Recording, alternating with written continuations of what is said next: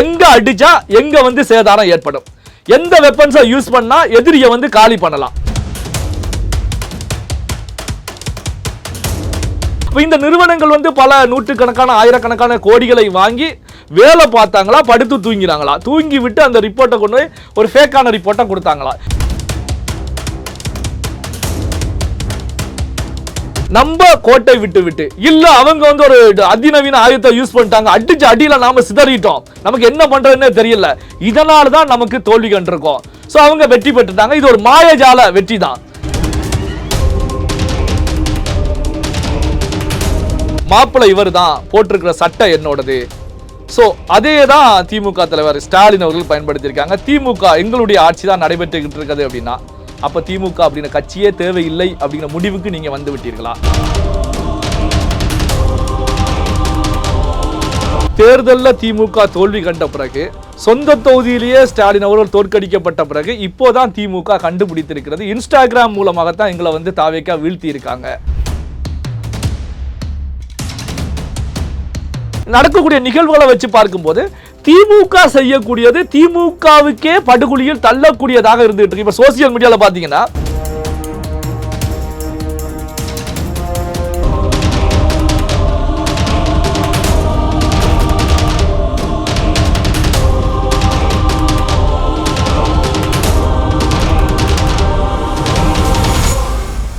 Real one நேயர்களுக்கு வணக்கம். இன்று நம்மளுடைய நேர்காணலுக்கு பத்திரிகையாளர் திரு நெல்லை சிவா அவர்கள் இணைஞ்சிருக்காங்க. சார் வணக்கம். வணக்கம் சார். தற்பொழுது திமுகவினுடைய இல்ல திருமண விழா, அவங்க கட்சியினர் இல்ல திருமண விழாவில் முன்னாள் முதல்வர் திரு ஸ்டாலின் அவர்கள் பேசும்போது சில விஷயங்கள் பகிர்ந்திருக்கார். அதுல குறிப்பிட்டு சொல்லப்படக்கூடிய ஒரு விஷயம் என்ன அப்படின்னா, இன்ஸ்டாகிராம் மூலியமா ஒரு கட்சி இன்னைக்கு ஆட்சியை பிடிச்சிருக்கு அப்படிங்கிற மாதிரி தற்பொழுதைய ஆளும் கட்சியான தாவேகாவை பெயர் சொல்லாம குறிப்பிட்டு ஒரு சின்ன விமர்சனம் வந்து பண்ணியிருக்கார். இன்னும் பல விஷயங்கள் வந்து சொல்லியிருக்காரு. நம்ம அடுத்தடுத்து பேசலாம். ஃபர்ஸ்ட் இந்த விமர்சனத்தை எப்படி பாக்குறீங்க? அதாவது வந்து பாத்தீங்கன்னா 10வது 12வது எக்ஸாம், பப்ளிக் எக்ஸாம் நடக்கும். அதுல தோல்வி அடைந்த மாணவர்கள் காரணங்கள் சொல்லுவாங்க. என்ன அப்படின்னா வந்து, நான் படித்தேன், நல்லா படித்தேன், ஆனால் வந்து பார்த்தீங்கன்னா நான் படித்த கேள்விகள் அங்கே வரல அப்படிங்கிற கருத்துக்களை முன்வைப்பாங்க. சில மாணவர்களை பொறுத்த வரைக்கும் என்ன சொல்லுவாங்க அப்படின்னா, ஸ்கூலில் வந்து இம்பார்ட்டன்ட் கொஸ்டின் கொடுத்தாங்க, ஆனால் அவங்க கொடுத்த கொஸ்டின் எல்லாமே நான் தரவாக படிச்சுட்டேன், ஆனாலும் அதில் இருந்து பாஸ் ஆகக்கூடிய அளவுக்கு கேள்விகள் வரல அப்படிங்கிற விஷயங்களை சொல்லுவாங்க. இதே போல தான் முன்னாள் முதலமைச்சர் ஸ்டாலின் அவர்களுடைய பேச்சுக்களை நான் பார்க்குறேன். காரணம் என்ன அப்படின்னா, திமுகவுடைய வரலாறு 77 ஆண்டுகள், அதாவது 75 ஆண்டுகளை கடந்த ஒரு நீண்ட பாரம்பரிய மிக்க வரலாறு. இந்த தேர்தலில் வந்து திமுக சந்தித்திருப்பது தோல்வி கிடையாது, மிகப்பெரிய தோல்வி. முதலமைச்சரே காலியாக இருக்கிறார். அப்போ வந்து இது வந்து ஒரு சாதாரண தோல்வி கிடையாது. நம்ம கடந்த வீடியோக்குள்ள கூட பேசியிருக்கோம். கலைஞர் அவர்கள் எந்த தேர்தலையுமே தோல்வி காணாத முதலமைச்சர். 12 முறை ஒன்னு முதலமைச்சர் இல்ல எதிர்கட்சி தலைவர், இப்படியான ஒரு சூழ்நிலையில தான் போவாங்க. ஆனா வந்து பாத்தீங்கன்னா விஜயகாந்த் வருகையின் போது அந்த எதிர்கட்சி அப்படிங்கிற ஒரு பிம்பமும் உடைக்கப்பட்டதை நாம பார்த்தோம். ஆனா இப்போ முன்னாள் முதலமைச்சர் ஸ்டாலின் அவர்கள் பேசக்கூடிய நிகழ்வை பொறுத்த வரைக்கும் திமுகவில் வந்து ஐடி விங்ஸ் அப்படிங்கிறது ரொம்ப ஸ்ட்ராங்கான ஐடி விங்ஸ் அப்படின்னு தான் இந்தியா முழுவதுமே பேச்சிருக்கு. காங்கிரஸ் உடைய ஐடி விங்ஸை விட திமுக ஐடி விங்ஸ் மிக பலம் வாய்ந்தது. ஸோ அதனால தான் கடந்த தேர்தலில் கூட ஐபேக் பிரசாந்த் கிஷோர் களமிறக்கப்பட்டு தேர்தல் வியூகம் அமைக்கப்பட்டது. பிரசாந்த் கிஷோர் வந்து வெற்றியை ஈட்டி கொடுத்துட்டு தமிழ்நாடை விட்டு போகும்போது அவரோட டீம் வந்து பார்த்தீங்கன்னா முழுக்க முழுக்க திமுக பக்கம் தான் சாய்ந்தது. இந்த ஐடி விங்ஸில் ஐபேக்கில் ஒர்க் பண்ணின எம்ப்ளாயீஸை என்னுடைய எம்ப்ளாயீஸ் உன்னுடைய எம்ப்ளாயீஸ் அப்படிங்கிற ஒரு மோதல் காரணமாகத்தான் சபரீசன் அவர்களுக்கும் ஆதவ் அர்ஜுனாவுக்கும் இடையில ஒரு பகையே உருவானது அப்படின்னு கூட உள்ளே இருக்கக்கூடியவங்க சொல்லுவாங்க. ஸோ மீடியாக்கள்லேயும் செய்திகள் வெளியாகி இருந்தது. அதே நேரத்தில் வந்து பார்த்தீங்கன்னா இந்த பெண் அப்படிங்கிற நிறுவனம் நேரடியாகவே தன்னுடைய கட்டுப்பாட்டில் இருக்கணும் அப்படிங்கிற நிலையில தான் முன்னாள் முதலமைச்சர் ஸ்டாலின் அவர்களை பொறுத்த வரைக்கும் மருமகன் கண்ட்ரோல்லையே முக்கியமான ஐபேக்கில் இருந்த நிர்வாகிகள்லாம் பல லட்சக்கணக்கான மாத சம்பளம் கொடுத்து உள்ள பணியமர்த்தப்பட்டாங்க. அதில் பணிபுரியக்கூடியவர்களை பொறுத்த வரைக்கும் சாதாரண நபர்கள் கிடையாது. ஸோ மிகப்பெரிய ஒரு ஸ்ட்ராங்கான சோசியல் மீடியாவில் எந்த வேலை வேண்டுமென்றாலும் செய்யக்கூடியவர்கள். ஸோ ஒரு யூடியூப் சேனலில் சோசியல் மீடியாவை முடக்கணும் அப்படின்னா கூட முடக்கக்கூடிய அளவுக்கு அங்கே ஹேக்கர், ஆன்டி ஹேக்கர் எல்லாமே வச்சுருக்காங்க. ஸோ தங்களுக்கு வரக்கூடிய பாதிப்புகளையும் ஆன்டி ஹேக்கர் மூலம் முறியடிப்பது, ஸோ ஆப்போசிட்லையும் ஹேக் பண்ணக்கூடிய வேலையில் ஈடுபடக்கூடிய நிகழ்வுகள், அந்த அடிப்படையிலான எக்ஸ்பர்ட் எல்லாம் உள்ளே இருக்காங்க அப்படிங்கிறது பரவலாக தெரிந்த ஒரு விஷயம்தான். கலைஞர் கருணாநிதி அவர்களுடைய காலத்துக்கு பிறகு ஸ்டாலின் அவர்கள் கட்சிக்குள்ளே தலை தூக்கி கட்சியுடைய தலைவர் அப்படின்னு வரும்போது இந்த ஐடி விங்ஸை பொறுத்த வரைக்கும் ஸோ மிகப்பெரிய அளவில் ஸ்ட்ராங் ஆச்சு அப்படிங்கிற பேச்சுக்கள் அடிபடும். ஆனால் இப்போது ஸ்டாலின் அவர்கள் தெரிவித்த கருத்துக்களை பார்க்கும்போது திமுகவுடைய ஐடி விங்ஸ் எந்த அளவுக்கு இருந்திருக்கிறது. அதாவது வந்து பார்த்திங்கன்னா தேர்தல் முடிந்து தேர்தலில் திமுக தோல்வி கண்ட பிறகு சொந்த தொகுதியிலேயே ஸ்டாலின் அவர்கள் தோற்கடிக்கப்பட்ட பிறகு இப்போதான் திமுக கண்டுபிடித்திருக்கிறது. இன்ஸ்டாகிராம் மூலமாகத்தான் எங்களை வந்து தாவேக்கா வீழ்த்தி இருக்காங்க. இன்ஸ்டாகிராம் தான் பெரிய அளவுக்கு தாவேக்காவுக்கு விஜய் அவர்களுக்கு கை கொடுத்திருக்கிறது அப்படிங்கிறத இப்போ கண்டுபிடிச்சிருக்காங்க. இதை வந்து நான் எப்படி பார்க்குறேன் அப்படின்னா அந்த 10வது 12வது மாணவர்களுடைய ஒரு சாக்கு போக்கு காரணங்கள் சொல்லக்கூடிய நிகழ்வாக தான் பார்க்குறேன். என்ன சாக்கு போக்கு காரணங்கள் சொன்னாலும் பரீட்சையில் தோல்வி அடைந்தது தோல்விதான்.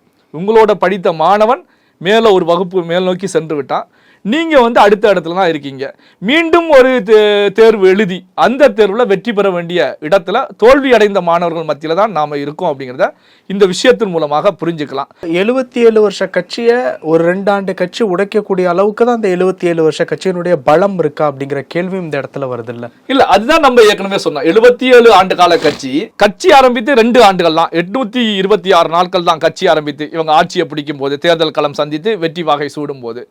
அப்போ பார்த்தீங்கன்னா இவ்வளவு வலுவான டீம் வந்து என்ன காரணத்துக்காக இங்கே வந்து ஒரு இன்ஸ்டாகிராம் அப்படிங்கிற ஒரு விஷயத்தில் வீழ்ச்சி அடைந்தது. ஏன்னா கடந்த கால நம்ம அரசியல் நிகழ்வுகள் எல்லாமே ஒரு மீடியாவில் இருக்கக்கூடிய நமக்கே தெரியும். அப்படி இருக்கும்போது இங்கே ஒரு கட்சிக்கு வேலை பார்க்கக்கூடிய அதாவது திமுகவிலேயே ஐடி விங்ஸ் இருக்கு, பிரைவேட் செக்டார்லையும் பெண் போன்ற பல நிறுவனங்கள் உள்ள இருந்துகிட்டு இருக்கு. அப்படி இருக்கக்கூடிய சூழ்நிலையில் இவங்க வேலையே என்ன அப்படின்னா சோசியல் மீடியா தான். இப்போ ஒரு ஐடி விங்ஸோட வேலை என்ன? வீடு வீடாக கொண்டு சென்று பிட் நோட்டீஸ் கொடுக்குறதா? கிடையாது. இல்லை டிவிகளில் விளம்பரம் கொடுக்கறதா? கிடையாது. விளம்பரங்கள் கேம்பெயின்களை பொறுத்த வரைக்கும் சோசியல் மீடியாக்கள் மூலமாக செய்யக்கூடிய வேலைகள் தான் இந்த ஐடி விங்ஸோட வேலையே. அந்த வேலை தான் பெண் நிறுவனத்துடைய வேலை, அந்த வேலை தான். அப்போ வந்து பார்த்தீங்கன்னா அப்போ ஒரு சோசியல் மீடியாவில் ஆக்டிவாக செயல்படுவதற்கு ஒரு பெரிய டீம்கள் இருந்தும் ஒரு சோசியல் மீடியாவை இன்னொருத்தங்க வந்து பயன்படுத்துறாங்க, முழுமையாக பயன்படுத்துறாங்க. ஸோ நம்மளை விட பெரிய அளவில் பயன்படுத்துறாங்க அப்படிங்கிறத ஏன் இங்கே இருக்கக்கூடியவங்க கண்டுபிடிக்கல அப்படின்னு ஒரு கேள்வி தான் முக்கியமான ஒரு கேள்வி. அப்போ அவர்களால் கண்டுபிடிக்க முடியலையா? அந்த அளவுக்கு வீக்கா இருந்தாங்களா அப்படிங்கிற ஒரு கேள்வி உருவாகிட்டு இருக்கு. இன்னொரு விஷயம் நம்ம இதில் பார்க்கணும் என்ன அப்படின்னா 2014 இந்திய தேர்தலில் பிரதமர் மோடி அவர்கள் வெற்றி வாகை சூடி வரும்போது மீடியாக்களில் செய்திகள் எழுதப்பட்டது என்ன அப்படின்னா மோடி அவர்கள் ஃபேஸ்புக் அப்படிங்கிறத தான் பெரிய அளவில் பயன்படுத்தினாங்க. ஃபேஸ்புக் மூலமாகத்தான் மிகப்பெரிய பிரச்சாரங்களை இந்தியா முழுவதும் எடுத்து சென்றாங்க. இதன் மூலமாகத்தான் மக்கள் மத்தியில் ஒரு எழுச்சி ஏற்பட்டு அது மோடி அலையாக மோடி சுனாமியாக அடித்து மோடி அவர்கள் வெற்றி பெற்றாங்க அப்படிங்கிறது எல்லாருக்குமே தெரிஞ்ச ஒரு விஷயம் தான். ஏன்னா அன்றைய காலகட்டத்தில் 2014 காலகட்டத்தில் பார்த்தீங்கன்னா ஃபேஸ்புக் தான் பெரிய டாப்பில் இருக்கக்கூடிய சோசியல் மீடியாக்களில் அந்த பிளாட்ஃபாரங்களில் வந்து பிளாட்ஃபாரத்தில் வந்து பார்த்தீங்கன்னா ஃபேஸ்புக் தான் பெரிய அளவில் இருக்குது. அப்போ அதை வந்து மோடி பயன்படுத்துகிறாங்க, பாஜக பயன்படுத்துகிறது. இது வந்து எல்லாருக்குமே ஒரு தெரிஞ்ச விஷயம் தான். ஒரு டெக்னாலஜி சோசியல் மீடியாவில் ஒரு விஷயம் வருகிறது, அதுதான் மக்களிடம் போய் சேரக்கூடிய அடிப்படையில் இருக்கு. அதுல வந்து என்ன ஏஜ் வைஸா இருக்காங்க, அதுல இருக்கக்கூடிய ஃபாலோவர்ஸ் யார் இருக்காங்க, அதுல வந்து சப்ஸ்கிரைபர் மாதிரி இருக்கக்கூடியவங்க வந்து எந்த ஏஜ் கிரேட்ல இருக்காங்க. இப்ப நீங்க ஏஜ் கிரேட்னு சொல்லும் போது தான் ஞாபகம் வருது, குழந்தைகளை வச்சியும் இவங்க வந்து ஆட்சியை பிடிச்சிருக்காங்கிறதையும் ஸ்டாலின் அவர்கள் குறிப்பிடுறாங்க. இல்ல அதுதான் பாத்தீங்கன்னா சோ வந்து எல்லாமே வந்து அந்த சோசியல் மீடியா எக்ஸ்பர்ட் பண்ணக்கூடிய வேலை தான். எக்ஸ்பர்ட் வந்து இது கூட தெரியல அப்படின்னா அவங்கள எக்ஸ்பர்ட்டா ஏத்துக்க முடியாது. சாதாரணமான ஒரு வியூவர்ஸா தான் நாம பார்க்க முடியும். இப்போ வந்து ஒரு கேம்பெயின் ரன் பண்றோம்னு வச்சுக்கோமே, அங்க வந்து எந்த ஏஜ் வைஸா போகணும், மேல் போகணுமா ஃபீமேல் போகணுமா, ஜெண்டர் வைஸா யாருக்கு போகணும், எந்த டிஸ்ட்ரிக்ட்ல உள்ளவங்களுக்கு போகணும், இல்லை எந்த பகுதியில் இருக்கிறவங்களுக்கு போகணும், எந்த ஃபீல்டில் இருக்கக்கூடியவங்களுக்கு போகணும். அதாவது வந்து பாத்தீங்கன்னா ஒரு ரியல் எஸ்டேட் செக்டாருக்கு போய் இந்த இது டிஸ்பிளே ஆகணுமா, இல்ல வந்து பாத்தீங்கன்னா வந்து ஒரு எல்ஐசி செக்டார்ல இருக்கக்கூடியவங்களுக்கு போகணுமா, இல்ல ஒரு பேங்க் செக்டார், இது எல்லாமே வந்து பாத்தீங்கன்னா சோசியல் மீடியாவில் இருக்கக்கூடிய எக்ஸ்பர்ட்டுகள் வந்து இது போன்ற விஷயங்களை செட் பண்ணி தான் அங்க கேம்பெயின் ரன் பண்றாங்க. அப்போ வந்து பாத்தீங்கன்னா இந்த இன்ஸ்டாகிராம் அப்படிங்கிறதுல யார் இருக்காங்க, எந்த வயசுல உள்ளவங்க இருக்காங்க, அந்த இன்ஸ்டாகிராம்ல வந்து நம்ம ஆளுங்க எவ்வளவு பேர் இருக்காங்க, இதுதான் அந்த நிறுவனங்களுடைய வேலையே. அப்போ அந்த நிறுவனங்கள் இப்போ வேலை பார்த்ததா அப்படின்னு ஒரு கேள்விதான் உருவாகிட்டு இருக்கு. அதாவது முன்னாள் முதலமைச்சர் ஸ்டாலின் அவர்கள் தெரிவிக்கக்கூடிய கருத்தை வச்சு பார்க்கும்போது இந்த நிறுவனங்கள் வந்து பல நூற்றுக்கணக்கான ஆயிரக்கணக்கான கோடிகளை வாங்கி வேலை பார்த்தாங்களா, படுத்து தூங்கினாங்களா, தூங்கி விட்டு அந்த ரிப்போர்ட்டை கொண்டு போய் ஒரு ஃபேக்கான ரிப்போர்ட்டை கொடுத்தாங்களா, இப்போதான் இது கண்டுபிடிக்கப்படுகிறதா அப்படிங்கிற கேள்விதான் உருவாகிட்டு இருக்கு. சாதாரணமா வந்து பாத்தீங்கன்னா சாதாரணமா எங்கேயோ இருக்கக்கூடிய ஒரு ஐடி படிச்ச இந்த கேம்பெயின் ரன் பண்ணக்கூடிய ஒருவனை கூப்பிட்டு கேட்டாலே பட்டுன்னு சொல்லிடுவான். இன்ஸ்டாகிராம் எப்படி இருக்கு, ஃபேஸ்புக் எப்படி இருக்கு, ட்விட்டர் எப்படி இருக்கு, நாம உங்க நிறுவனத்துக்கு வந்து பாத்தீங்கன்னா ஒரு கேம்பெயின் ரன் பண்ணணும் அப்படின்னா ஃபேஸ்புக்கை செலக்ட் பண்ணலாமா, இன்ஸ்டாகிராமை பண்ணலாமா, ட்விட்டரை பண்ணலாமா, லிங்க்டின் போகலாமா, இல்ல யூடியூப்பை பண்ணலாமா, எது பண்ணினா வந்து உங்களுக்கு அதிக ப்ராஃபிட்டை ஈட்டக்கூடிய அளவுல வந்து நம்ம வியூவர்ஸை போய் டார்கெட் பண்ணி அடிக்க முடியும், அதிகமான வியூவர்ஸை உள்ள எப்படி கொண்டு முடியும், சாதாரண ஒரு இருக்கக்கூடிய ஒரு நபரே சொல்லிடுவாங்க. ஆனா இவ்வளவு பெரிய நிறுவனங்கள் எங்க கோட்டை விட்டாங்க அப்படி ஒரு விஷயம் தான். அப்போ அதனால தான் நம்ம என்ன சொல்றோம் அப்படின்னா, இது ஒரு சாக்கு போக்கு காரணங்கள். இப்போ இதுல பாத்தீங்கன்னா உதயநிதி ஸ்டாலின் அவர்களும் அதே இதுல பேசியிருக்காங்க. பேசும்போது என்ன கருத்துக்களை முன் வச்சிருக்காங்கன்னா, பாத்தீங்க அப்படின்னா, இல்ல ஒரு கிளுகிளுப்பை ஆட்டும் போது குழந்தையை பொறுத்த வரைக்கும் அந்த கிளுகிளுப்பையில மகிழ்ச்சி அடைந்து அந்த பக்கம் செல்வதும், அது சில நொடிகள்ல சில மணி நேரங்கள்ல அந்த கிளுகிளுப்பை நிறுத்திய பிறகு அந்த குழந்தையை பொறுத்த வரைக்கும் தாயை தேடித்தான் அந்த குழந்தை ஓடி வரும். அதே போலதான் இப்ப இந்த தேர்தலில் ஒரு மாயஜாலம், கிளுகிளுப்பை அடிப்படையிலான ஒரு மாயஜாலம் நிகழ்த்தப்பட்டிருக்கு. மீண்டும் தாய் அப்படிங்கிற திமுகவை தேடி அந்த குழந்தை வந்துவிடும் அப்படிங்கிற கருத்துக்களை முன்வைக்கிறாங்க. அதாவது பாத்தீங்கன்னா கம்பாரிசனை பொறுத்த வரைக்கும் நல்லா தான் இருக்கு, அழகா தான் இருக்கு, நம்ம ரசிக்கக்கூடிய வகையில் தான் இருக்கு. மீண்டும் வந்துவிடும், நாங்க மீண்டும் எழும்பி விடுவோம். இப்போ பாத்தீங்கன்னா எதில தோல்வி அடைந்தாலும் மீண்டும் நாங்க எழுச்சி அடைந்துருவோம் அப்படிங்கிறது ஒரு உத்வேகத்தை கொடுக்கக்கூடிய ஒரு வார்த்தை தான். நீங்க தோண்டு விடாதீங்க, நம்ம அடுத்து எந்திரிச்சிருவோம். திமுக தோல்வியை கண்ட கட்சி தான். அதாவது பாத்தீங்கன்னா 2 தொகுதிகளில் வெற்றி பெற்ற தேர்தல்களும் இருந்திருக்கிறது. ஒரே ஒரு தொகுதியில் கலைஞர் அவர்கள் மட்டும் வெற்றி பெற்ற தேர்தல் களத்தையும் திமுக சந்தித்திருக்கிறது. ஆனா இன்னைக்கு இருக்கக்கூடிய நிலைமையை நாம யதார்த்தத்தை புரியணும். அன்றைக்கு இருந்த காலகட்டம் இப்போ கிடையாது. இன்னைக்கு பாத்தீங்க அப்படின்னா ஒரு இன்ஸ்டாகிராமை பயன்படுத்தி, குழந்தைகளை பயன்படுத்தி அங்க இருக்கக்கூடிய முதியவர்கள் வரைக்கும், அவருடைய அப்பா அம்மா தாத்தா பாட்டி வரைக்கும் ஓட்டு போட வச்சிருக்காங்க அப்படின்னா, திமுக பாரம்பரியமிக்க திமுக குடும்பங்கள் சிதைக்கப்பட்டிருக்கிறதா இல்லையா? அதை முன்னாள் முதலமைச்சர் ஸ்டாலின் அவர்கள் ஒத்துக்கொள்கிறாரா இல்லையா? அவருடைய பேச்சை ஒத்துக்குது. என்ன அப்படின்னா, அந்த குழந்தைகள் பாத்தீங்க அப்படின்னா நம்ம பாரம்பரியமான திமுக குடும்ப வாக்குகளை அவர்கள் அந்த குழந்தைகள் பேசிய விஷயங்கள் மூலமாக அந்த குழந்தை பிரச்சாரங்கள் சிதைத்து நம்மிடம் இருந்த வாக்குகளை தாவேகா பக்கம் எடுத்து சென்றிருக்கிறது. இந்த குழந்தைகள் யார் அப்படின்னா இவங்க தான் பேஸ்மெண்ட், எதிர்கால இந்தியாவுடைய தூண்கள். இன்னைக்கு குழந்தைகளாக இருக்கக்கூடியவங்களை பொறுத்த வரைக்கும், குழந்தைகள் அப்படின்னு சொன்னோம்னா நம்ம 18 வயசுக்கு கீழே இருக்கக்கூடியவங்க எல்லாமே குழந்தைகள் அப்படின்னு தான் நம்ம எடுத்துக்கலாம். சிறுவர் சிறுமிகள் குழந்தைகள் அப்படிங்கிறதா. குழந்தைகள் அப்படிங்கிறது பாத்தீங்கன்னா, குழந்தைகள் அப்படின்னா பிறந்த குழந்தை, ஒரு 6 மாச குழந்தை, 1 வயசு குழந்தை, 2 வயசு குழந்தை கிடையாது. சிறுவர் சிறுமிகள் தான் பெரிய அளவில் ஈடுபட்டிருக்காங்க. 1 வயசு குழந்தை பாத்தீங்கன்னா பிரச்சாரத்தில் ஈடுபட்டது அப்படின்னா நம்ம அதை ஏத்துக்க முடியாது. அது பால் புட்டியை தேடி தான் போகுமே தவிர அரசியலை தேடி வராது. ஏன்னா அந்த குழந்தையோட பக்குவம், அந்த வயசு அப்படித்தான். அப்ப சிறுவர் சிறுமிகள் தான் அங்க ஈடுபட்டாங்க. மீண்டும் அடுத்த எலெக்ஷன் 5 ஆண்டுகள் கழித்து தான் வரப்போகிறது. இன்னைக்கு 13 வயசு 14 வயது இருக்கக்கூடிய அந்த குழந்தைகள் என்று சொல்லக்கூடிய அந்த சிறுவர் சிறுமிகளை பொறுத்த வரைக்கும் அடுத்து நடக்கக்கூடிய சட்டமன்ற தேர்தலில் மேஜராகி வாக்களிக்கக்கூடியவர்களாக, இளைஞர்களாக, இளம் பெண்களாக, இளைஞர்களாக நிக்க போறாங்க. அப்போ இன்னைக்கு இவங்க சொல்லக்கூடிய அந்த குழந்தைகளை பொறுத்த வரைக்கும் 2021 தேர்தலில் மீண்டும் ஒரு சாவுமணி அடிப்பதற்கு தான் தயாராகுவாங்க. இன்னைக்கு குழந்தைகள் 5 ஆண்டுகள் கழித்து அவங்க குழந்தைகள் கிடையாது, வாக்குரிமை அவங்களுக்கு கிடைச்சிடும். இளைஞர்களா மாறிடுவாங்க, இளம் பட்டாளமாக மாறிவிடும். அப்ப இந்த தேர்தலையே இந்த குழந்தைகளுடைய பிரச்சாரத்தை குழந்தைகள் அவருடைய அப்பா அம்மாவிடம் தாத்தா பாட்டிகளிடம் சொல்லும் போதே குழந்தைகளுடைய பேச்சை நம்பி இருக்காங்க, குழந்தைகளுடைய பேச்சுக்காக ஓட்டு திசை மாற்றி குத்தப்பட்டிருக்கிறது அப்படின்னா, குழந்தைகளுக்காகவே செய்த குடும்பங்களை பொறுத்த வரைக்கும் இளைஞர்கள் அப்படின்னு வரும்போது எந்த அடிப்படையில் இருக்கும் அப்படிங்கிறதையும் நம்ம யோசிச்சு தான் பார்க்கணும். ஏன்னா இதை விட மிகப்பெரிய ஒரு அடி கொடுக்கக்கூடிய வகையில் தான் இருக்கும். இதை பொறுத்த வரைக்கும் பார்த்தீங்கன்னா, இப்போ விஜய் அவர்களுக்கு விழுந்தது இளைய தலைமுறை வாக்குகள் தான் அதிக அளவில் விழுந்திருக்கு. அதாவது பார்த்தீங்கன்னா பிலோ 30-35 அப்படிங்கிற கால்குலேஷனை தான் எல்லாருமே சொல்லிட்டு இருக்காங்க. பிலோ 30-35 கீழே தான் விழுந்திருக்கு அப்படின்னா, இந்த பிலோ 30-35 அடுத்த எலெக்ஷன்ல அபவ் 35-40-45 நிக்க போகுது. இல்ல அவங்க என்ன சொல்றாங்கன்னா, இப்பவும் நம்ம ஆட்சி தான் நடந்துகிட்டு இருக்கு, நம்மளுடைய திட்டங்கள் தான் தொடர்ந்துகிட்டு இருக்கு, நம்ம தான் ஆட்சியில இருக்கோம் அப்படிங்கிற மாதிரியான ஒரு விஷயத்தை தான் சொல்றாங்க. அதாவது பாத்தீங்கன்னா இப்போ படையப்பா காமெடி தான் ஞாபகத்துக்கு வருது. அதாவது சூப்பர் ஸ்டார் ரஜினிகாந்த் அண்ட் இந்த பக்கம் காமெடி செந்தில், மாப்பிள்ளை இவர் தான், போட்டிருக்கிற சட்டை என்னோடது.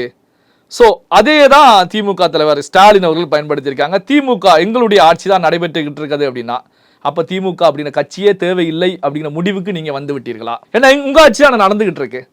அப்போ இனி திமுக மீண்டு எழாது அப்படிங்கிறத இன்டைரக்டா சொல்றாங்களா அப்படிங்கிற ஒரு கேள்வி உருவாகிட்டு இருக்கு. அப்போ பாத்தீங்கன்னா தாவேகா வெற்றி பெற்று முதலமைச்சராக விஜய் அவர்கள் அரியணை ஏறிய உடனே ஸ்டாலின் அவர்கள் ஸ்டேட்மெண்ட் கொடுத்தாங்க, 6 மாத காலம் நாங்க எந்த ஒரு அரசியலும் செய்ய மாட்டோம், அரசியலை பொறுத்த வரைக்கும் 6 மாத காலம் அமைதியாக என்ன பண்றாங்க ஏது பண்றாங்க அப்படின்னு பார்த்துட்டு அதன் பிறகு அவர்கள் செய்யக்கூடிய தவறுகளை சுட்டி காட்டி அரசியல் செய்வோம் அப்படின்னாங்க.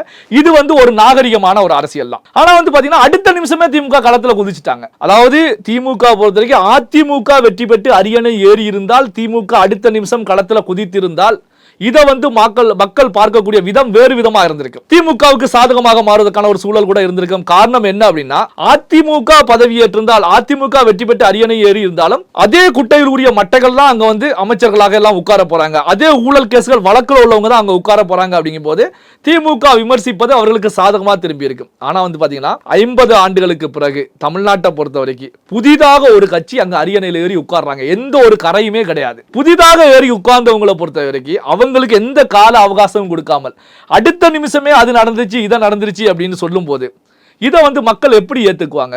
வந்தவனுக்கு இன்னும் ஆட்சி செய்யறதுக்கு அவகாசமே கொடுக்கப்படல. யார் மீதும் எந்த விதமான ஊழல் புகார்கள், ஊழல் வழக்குகள் எதுவுமே கிடையாது. அப்படிங்கும் போது நீங்க தெரிவிக்கிறது பேக் ஃபயர் ஆகுது, உங்க பக்கமே திருப்பி அடிக்கிறது. அப்போ பாத்தீங்கன்னா திமுக இப்ப செல்லக்கூடிய பாதை, இன்னைக்கு வந்து அந்த திருமண நிகழ்ச்சியில பேசியிருக்காங்க, நடக்கக்கூடிய நிகழ்வுகளை வச்சு பார்க்கும்போது திமுக செய்யக்கூடியது திமுகவுக்கே படுகொலியில் தள்ளக்கூடியதாக இருந்துட்டு இருக்கு. இப்ப சோசியல் மீடியால பாத்தீங்கன்னா திமுக தலைவர் ஸ்டாலின் அவர்களுக்கு எதிராக திமுகவினரே மீம்ஸ்களை ரன் பண்ணுகிறார்களோ அப்படிங்கிற பேச்சுக்கள் அதிகமா இருந்துட்டு இருக்கு. ஏன்னா திமுக இருக்கக்கூடிய ஒரு சில நண்பர்கள் கூட சொல்லிட்டு இருக்காங்க என்ன அப்படின்னா, தாவேகா வந்து எந்த ஒரு விஷயத்துல வந்து தாவேகா அந்த திட்டத்துல வந்து ஒரு சுணக்கம் காண்பிக்கும் போது, இப்போ மகளிர் உரிமை தொகை அப்படிங்கிற விஷயத்தை பொறுத்த வரைக்கும் முதல்வர் விஜய் அவர்களை பொறுத்த வரைக்கும் நான் வந்து அது என்னன்னு பார்த்துட்டு அந்த இது வரவு வைக்கப்படும் அப்படின்னு சொல்லி சொன்னாங்க. சொன்ன உடனே அடுத்த நிமிஷம் வந்து ஸ்டாலின் அவர்களை பொறுத்த வரைக்கும் பாத்தீங்களா நாங்க ஆட்சியில் இருக்கும்போது கொடுத்தோம், ஆனா இவங்க வந்த உடனே இவங்க நிறுத்திட்டாங்க, ஆட்சியை பாத்தீங்களா அப்படின்னு சொல்லி கருத்துக்களை முன் வச்சாங்க. உடனே விஜய் அவர்கள் உஷாராகி அடுத்த நிமிஷமே அந்த 1000 ரூபாய் போட்டாச்சு. ஆனா இந்த 1000 ரூபாய்க்கு 2021 தேர்தலுக்கு முந்தைய நிலையில தேர்தல் வாக்குறுதியாக கொடுத்து இந்த 1000 ரூபாயை கொடுப்பதற்கே 4 ஆண்டுகள் கடந்த நிலையில தான் திமுக தலைமையை கொடுத்தது, ஆட்சியில் இருந்துட்டே கொடுத்தாங்க. ஆனா வந்து பாத்தீங்கன்னா விஜய் அவர்களை பொறுத்த வரைக்கும் ஆட்சியில வந்து ஒரு சில நாட்கள் அப்படின்னு வாய்ஸ் எடுக்கும் போதே பாத்தீங்களா நிறுத்திட்டாங்க அப்படின்னீங்க, விஜய் அவர்கள் செய்துட்டாங்க. சோ மக்கள் மத்தியில வந்து பாத்தீங்க அப்படின்னா கரெக்டா போய் அந்த அமௌண்ட் கிடைச்சிருச்சு. கிடைச்சதுனால மக்களை பொறுத்த வரைக்கும் எதுக்கு இப்படி பேசுறாங்க, அதான் பணம் நமக்கு வந்துருச்சு அப்படிங்கிற ஒரு சந்தோஷமான நிகழ்வு தான் இருந்துட்டு இருக்கு. அப்போ வந்து பாத்தீங்கன்னா திமுக இருக்கக்கூடியவங்களே ஸ்டாலின் அவர்கள் இது போன்ற கருத்துக்களை விமர்சனத்தை முன்வைக்காம விட்டுருந்தா, விஜய் அவர்கள் ஒரு 10 நாள் 15 நாள் 20 நாள் 1 மாதம் அப்படின்னு இழுத்தடித்திருந்தால் மக்கள் மத்தியில ஒரு விரக்தி ஏற்பட்டிருக்கும். இதை வந்து நாம வந்து ஒரு அரசியல் ஆயுதமா பயன்படுத்தி இருக்கலாம். அதை பயன்படுத்துக்கான வாய்ப்பை திமுக தலைவர் ஸ்டாலின் அவர்கள் கொடுக்கல. விஜய் அவர்களுக்கு சப்போர்ட்டாக விஜய் அவர்களுக்கு ஆயுதத்தை எடுத்து கொடுத்திருக்காங்க. 1000 ரூபாய் கொடுக்கலப்பா, நீ 1000 ரூபாய் கொடுத்தீங்கன்னா உனக்கு வந்து நல்ல மக்கள் ஆதரவு கிடைக்கும் அப்படிங்கிற நிலையில பேசியிருக்காங்க. அப்ப நாம எப்படி அரசியல் பண்ண முடியும் அப்படிங்கிற கேள்விகளை முன் வச்சுக்கிட்டு இருக்காங்க.